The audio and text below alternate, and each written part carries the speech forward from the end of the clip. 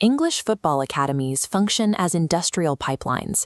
At the youth level, these systems apply market principles to children, treating 12-year-olds as speculative financial assets in a competition for a handful of professional contracts.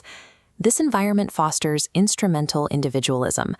Adolescent players are conditioned to view the kids in their own locker room, not as teammates, but as direct threats to their future careers. Because the system demands quick returns, the filtering mechanism is rigid. Stouts prioritize immediate physical metrics, raw pace, height, and early biological maturation. If a teenager isn't physically dominant right now, they are often discarded. This logic eliminates highly intelligent, late-blooming players. By focusing on early physical traits, the academy system purges athletes who simply need more time to develop their bodies and their tactical understanding. Harry Kane grew up in East London with a singular focus on the sport, eventually landing a spot in the Arsenal Academy. But at 8 years old, he was released. The official justification for cutting him was blunt. The academy director deemed the 8-year-old chubby and noted a lack of natural athleticism. Kane eventually joined the Tottenham Hotspur system, but his position remained precarious. Even at age 14, his coaches expressed doubt because he lacked explosive speed and mobility. He lacked the effortless glide, the flashy stepovers, or the immediate visual aura that typically defines a top-tier youth prospect. The boy the system filtered out for having zero natural physical advantages had become the deadliest striker of his generation. When Kane was dropped by Arsenal, his father provided a psychological buffer. Instead of treating the release as a failure, he reframed it as an invitation to work harder. Kane found a blueprint for this mindset in Tom Brady. Brady was a late-round draft pick who meticulously constructed his own career, and Kane modeled his approach after that trajectory. To survive in the Premier League, Kane couldn't rely on genetics. He had to build the athleticism he lacked naturally, enlisting sports science staff for a biomechanical rebuild. This program targeted his hamstrings and glutes while focusing on single-leg stability.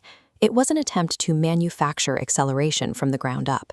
He even reprogrammed his sprinting biomechanics, analyzing his arm movements to maximize his running efficiency. By substituting innate biological flair with obsessive self-optimization, Kane proved that elite physical performance can be engineered through deliberate practice. Modern youth academies keep players in protected, comfortable environments. Tottenham decided to push Kane into the lower league loan system.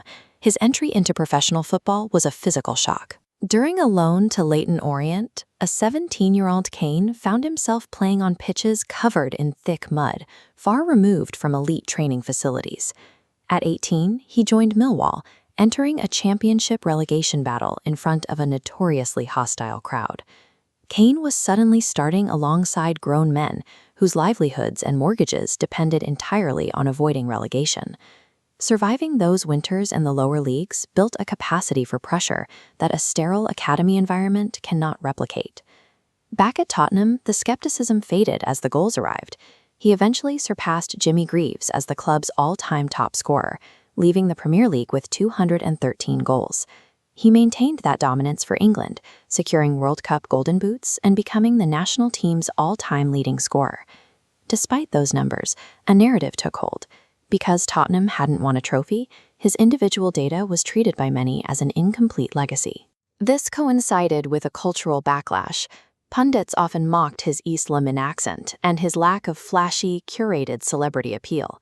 It exposed a tendency in sports culture to use a simple binary metric, team titles, to validate or dismiss individual talent. To confront that narrative, Kane moved to Bayern Munich, stepping out of his comfort zone and into an entirely new footballing culture. The move yielded results. Kane helped drive Bayern Munich to back-to-back Bundesliga titles in 2025 and 2026. This chart shows the scale of his 2025-2026 season. By winning a domestic double and scoring 61 goals, Kane matched the historical scoring peaks of Lionel Messi and Cristiano Ronaldo. From an 8-year-old released for being slow to a golden shoe winner matching the peaks of the game's icons, Kane's career suggests that greatness isn't a biological gift. It is something that can be manually built through grit and a refusal to stop improving.